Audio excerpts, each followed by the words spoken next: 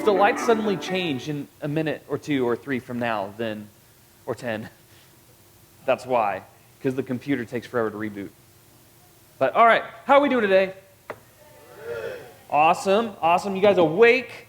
You guys excited to be back in school and routine and rhythm and friends? No. Oh, but what about church? It's good to be at church, right? Okay, yeah. As long as you're excited about that, that makes me a little bit happy. So I do have a question for you guys before we get started, and that is, what would you do if you had like $1 million?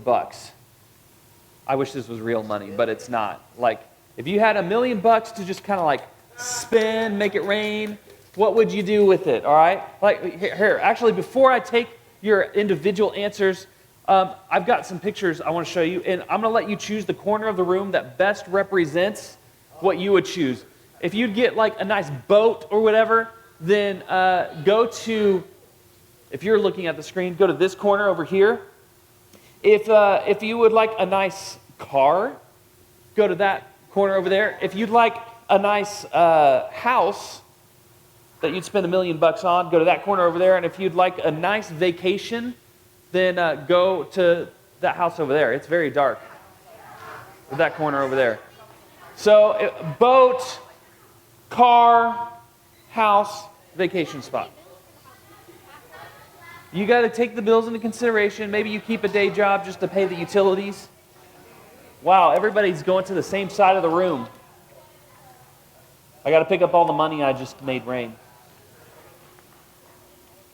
All right, some of you are moving around. Okay. How many of you are at the boat? You'd get a boat. You'd just be sailing the open sea, living the dream. What would you do on that boat? Is this like a carnival type boat where like you have all the ice cream and pizza you want and slides? Or is this like for fishing and stuff? All of the above.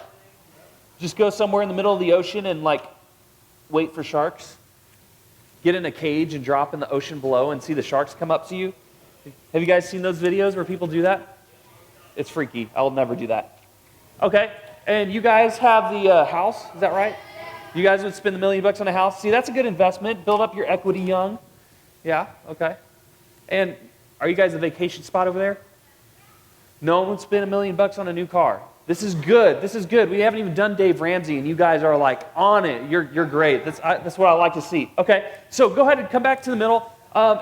If what you would spend your $1 million has nothing to do with what's on the screen there, what would it be?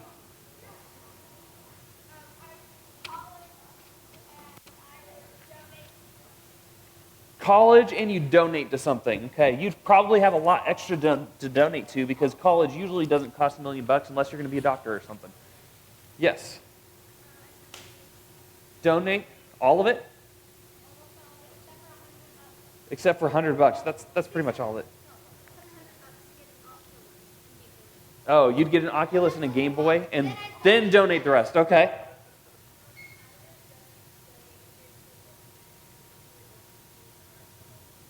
Donate it to orphanages and stuff? Is that what you said? Okay.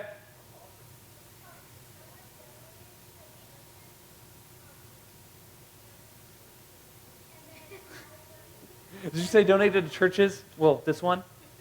I like it. And what else? And get a house. Okay.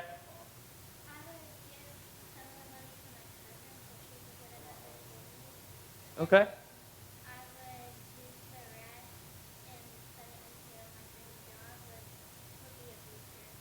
Okay, so you'd start your own business as a baker, your dream job, and you'd give it to your cousins so that they could get stuff they need. Okay, what about over here?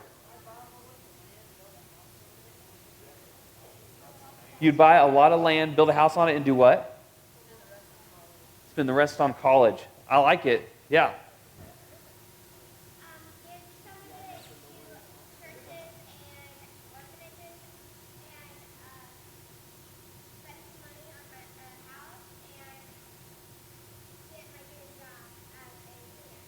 Okay, we got orphanages, church, dream job as a singer, and what was it? House? That was the fourth thing you said? Okay. House. Maybe not a huge one, just 500,000? Not a whole mil, just a half mil. Okay.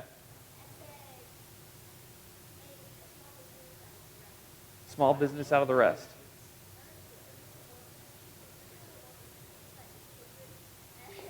So all the things, basically.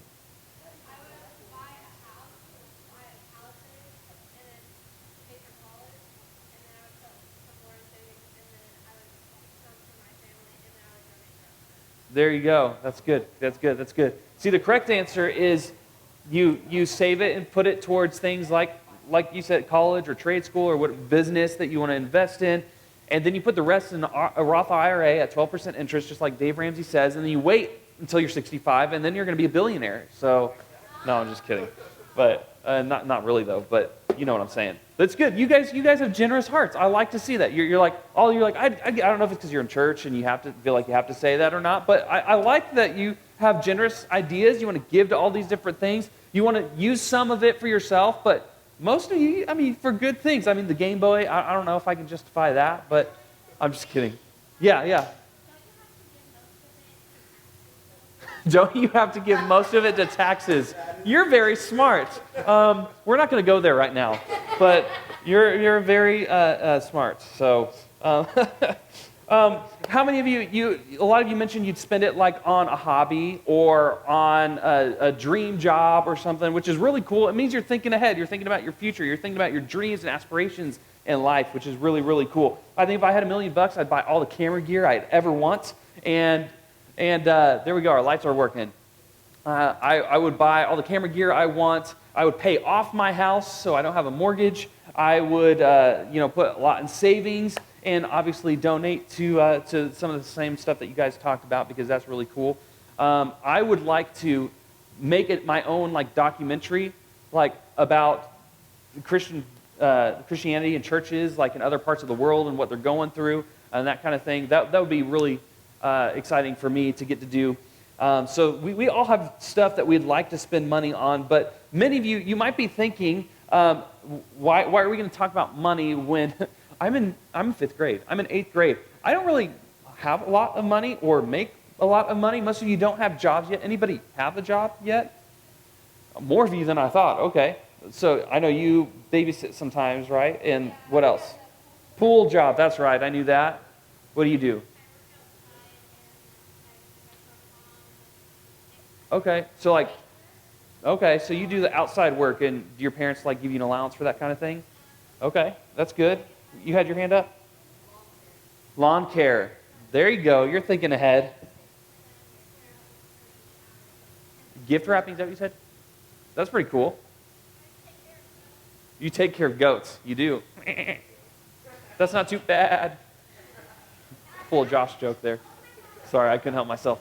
All right, so why are we talking about money? Well, many of you, maybe you're making some money because you got a job, but most of you don't have to pay bills yet. You don't have like all the kinds of responsibility that comes with money, and so a lot of times it's you might wonder, why are we going to talk about money in middle school church, right? Because the thing is, the Bible actually talks a lot about money, and there's a lot about money that has to do with a lot of other areas of our life. It affects a lot of other areas in our life, and it's really good, especially before you're making a lot of it, to be able to think about it well and to have the right mindset so that as you do start to grow older and as you do start to have more responsibilities and you do start to make some money, you're able to make some wise decisions with it and you're able to use it in such a way that is honoring to God. But the reality is maybe you don't have a whole lot of control over money right now, but money does affect a lot of areas in your life. Maybe your family has a lot of it. Maybe your family doesn't. Maybe you feel the struggle of money because it's hard to get all the things that you want or need. Or maybe you see the things that your friends have and you think, well, do I have that or do I have more or less? And so it can cause you to compare to the people around you sometimes. Maybe you've really not talked about money a lot with other people, so you're not sure it's okay. When I was growing up, my parents were like, we don't talk about money with other people, right? And so maybe that's where you're at. Maybe you see your favorite athletes or YouTubers and you see them like living on piles of money, taking great vacations and buying sweet kicks, and you're like, man, I wish I could have that someday, right? And maybe you just, honestly, you don't think a lot about it, but when you do think about it, you just really wish you had a little bit more of it. And if we're honest, I think we're all right there. We're all thinking, man, I wish I had a little bit more money, because there's always something we'd like to get with more money if we had it, right? We have an endless list of projects that we'd like to do at our house if we had more money. There's endless things that you could think of that you could, there's plenty of Game Boy games that you could get or whatever if you had the money. Or Oculus, that's what you said, right? The Oculus stuff. That's like the you put it over the goggles and you're like immersed in the, yeah, that's cool. Actually, I've seen Star Wars games like that where you're wielding lightsabers, and that's totally something I would be into. So I've never watched YouTube videos on people playing that game or anything, so just kidding. So, you get what I'm saying. Money affects a lot of areas of our lives. It affects our mindsets. It's really important that we have a good perspective on what money is and how it affects our lives and how we should think about it moving forward. I think for a lot of us, money isn't something that maybe you think about every day because you have other responsibilities, if we're real. You got homework. You got, which, because you're back at school now, that's definitely a thing. Do you guys have summer homework you have to do, like reading and stuff? Is that a thing? It was for me growing up. I didn't know if it's for you. So, but now that school's really back in swing, you got other responsibilities. You got homework. Some of you have chores. Some of you do have jobs. So you got lots of responsibilities. And sometimes you think that you see all the people that you follow on YouTube or TikTok or Instagram, and you think, man, you know that they're just making tons of money with every post because of that's their job and they're influencers, and you think like, wow, it would be really cool if I could have some of that at my disposal. And sometimes we can believe the lie that if we just had all the influence, all the money, all the stuff that comes with that, all the fame, then we would have everything we could ever want. And we would not want for anything else in life. We would be happy. And many of us buy into this lie subconsciously. Sometimes we've seen the movies or heard the stories about how money can't buy you happiness, but deep down you think, well, it might not be able to buy me happiness, but it can buy me happierness. It can buy me peace of mind. It can buy me security. And we think of money as a thing that can give us stuff that sometimes money can't always give. Sometimes money promises things that it cannot deliver on. And sometimes, if we're honest, we buy the lie that money is the answer to the things we want most in life. And if we fall down that path and that mindset, we're going to find that we're really frustrated and disappointed with a lot of life. Maybe you think about money in a different way. Maybe you think about how money traps you. Maybe you think about how money, because of the lack of it, maybe you feel trapped in a situation. You can't get the things you want to get. You can't do the things you want to do because, well, money kind of has you trapped. You got to spend the money on more important things. Maybe in light of this last year, you've experienced a lack or loss of money. Maybe a parent has lost a job. Maybe you noticed less Christmas presents under the tree last year. Maybe you experienced all that kind of stuff within the last year or two because of just where everything's at. Maybe it has nothing to do with what went on in the world, but you just know what that feels like. And maybe you feel the weight of that more than ever.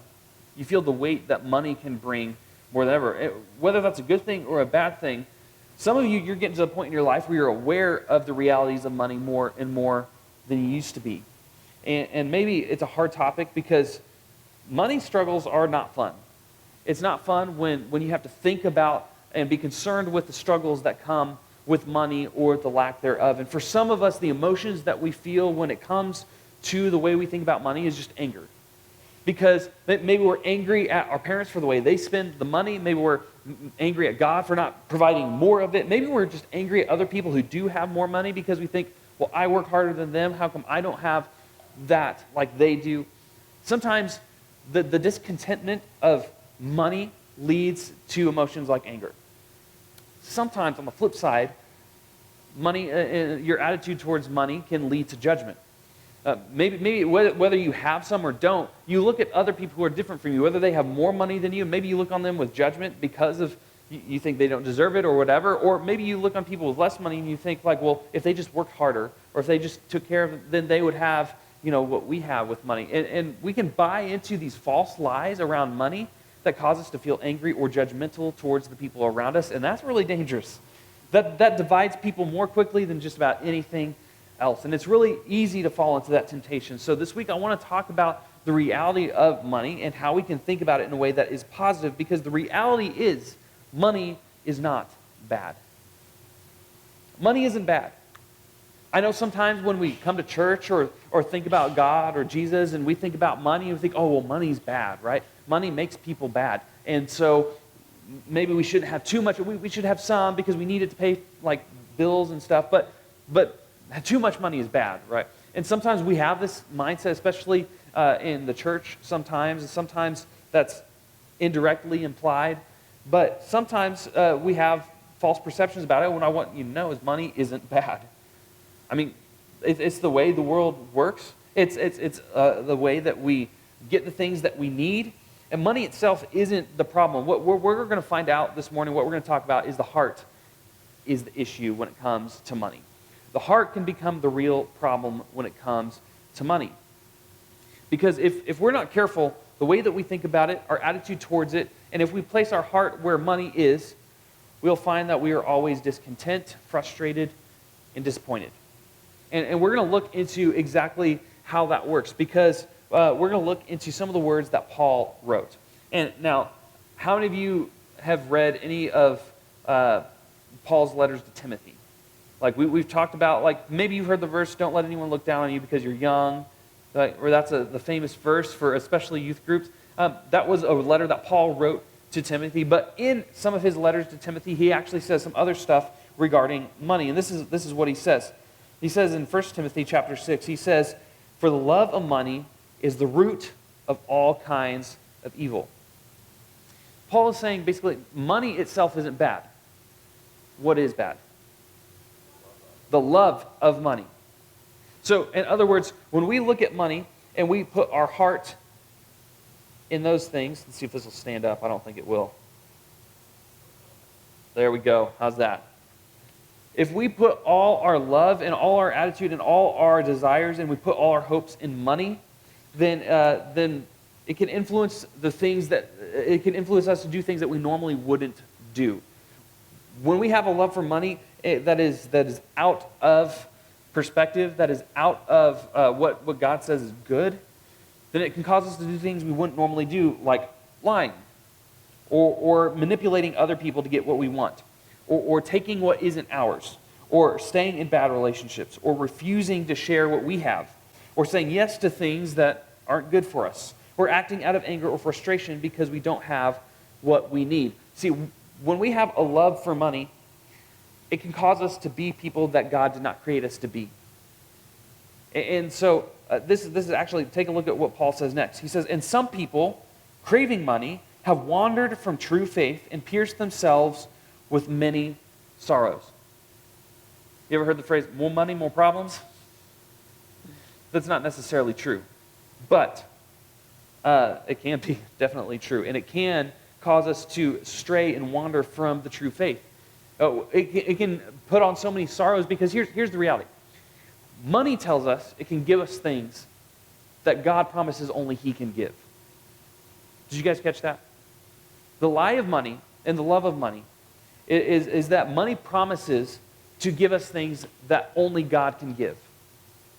And when we forget that, and when we take that out of perspective, we miss out on the realities of life. Maybe you want to buy new shoes or a new iPhone or whatever to feel like you belong. You want to be able to communicate with your friends. You want to be able to look good and blend in with what your other friends have and what they're excited about. But Jesus promises you have a place. You belong without any of those things. And sometimes when we buy the lie of money, we buy into the lie that it can give us something that God can't, or that we don't have faith God can do. Maybe you want the cool vacation that you see everybody else taking on spring break, but the reality is Jesus likes us without any of those things. Maybe you want more money to help pay the bills or put food on the table, or just really noble things. But God promises that He will provide for us and He will take care of us. And He puts people in our lives that carry out that promise for us. And sometimes He just miraculously provides in ways that are beyond understanding. It's not wrong to want things. It's not wrong to want some of the things that money can buy you. But the reality is Jesus promises to give us so many good things, and when we put our faith in money rather than in God, then we actually miss out on maybe what God is doing in our lives. So how do we adjust our attitude to have an attitude towards money that is good, that is noble, that is right, and what is true? Listen to what Jesus himself says in Matthew chapter 6. He says, "Do not store up for yourselves treasures on earth, where moths and vermin destroy, and where thieves break in and steal. But store up for yourselves treasures in heaven, where moths and vermin do not destroy, and where thieves do not break in and steal. For where your treasure is, there your heart will be also." The reality is, many of us, we store up our treasures in things of this earth. When we store up our treasure in things that don't matter, we actually miss out on what God has for our lives. And when we put our heart towards things like money to give us the happiness that we think we need to have, it will disappoint and it will frustrate every time. But when we put our heart and we put our treasure in the things that God cares about, see, money may come with that, it may not. But God is saying, and Jesus is saying in that passage, that what you desire, that's where your treasure is. And if you put your heart in the things where God says is important, then you're not going to be unhappy in life. The things that money promises to give you, God can give you those things. Fulfillment, satisfaction, purpose, meaningful relationships that last forever, meaning beyond this life. When you put your heart in the treasure that God gives, it makes a difference in our lives. Jesus is telling us that the things that we value and think are important are our treasures. And the things we treasure impact the things like who we are, what we do, and what we want. And when our wants and desires align with what God's desires are, that's when we found true treasure. See, if we make money and material things our treasure, it will always disappoint. It will not satisfy the hole that's in our heart. Okay, as cheesy as that might sound, we all, because of sin, we all have something missing in life. And when we try to use money to fill that, or the things we think money can buy to fill that, we won't be more fulfilled. We will only find sorrow. But when we put our heart in true treasure, that's when God can make awesome things happen. So we should focus on things on earth that will have an impact forever, that will last even in heaven. And so how do we do that? There are things like, well, having a relationship with God. That's probably pretty important, right? Things maybe like showing love to the people around us, or being kind and compassionate to others, to respecting those who are different from us, being generous with what we have, and that's not always money. That's just our lives in general, the things that we possess. Meeting the needs of other people, having faith that God will take care of us, using our words to build others up, and trying to live as God tells us to live. These are things that we can put our treasure in and put our hearts in, that those treasures will last forever. Whereas money won't. Money will fade. You can spend it and it'll be gone. Right? But put your heart where God's treasure truly lives. And it's not in any of the things that money can buy. And so don't buy the lie.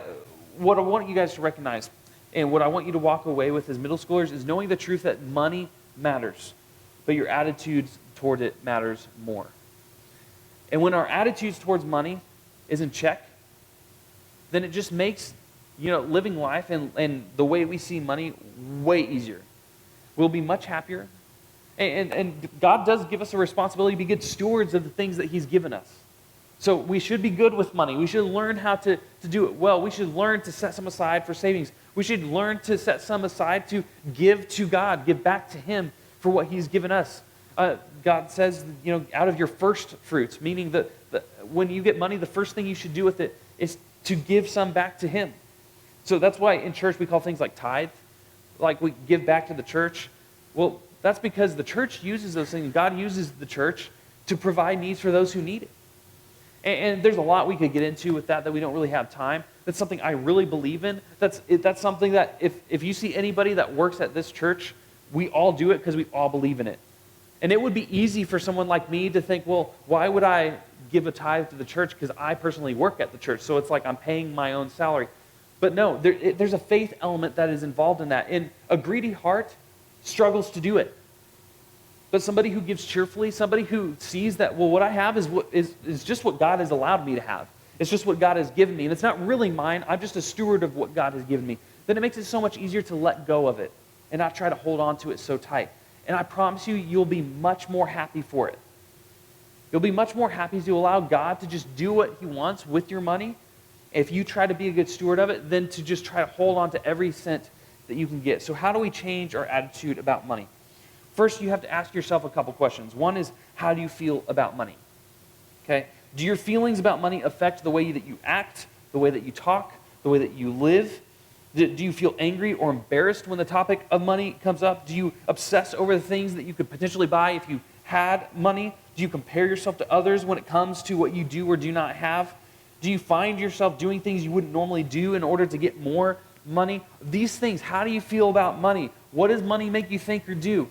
Those are important things to figure out. By figuring out how you feel when it comes to money, you'll be able to see how money might be affecting the way that you live your life.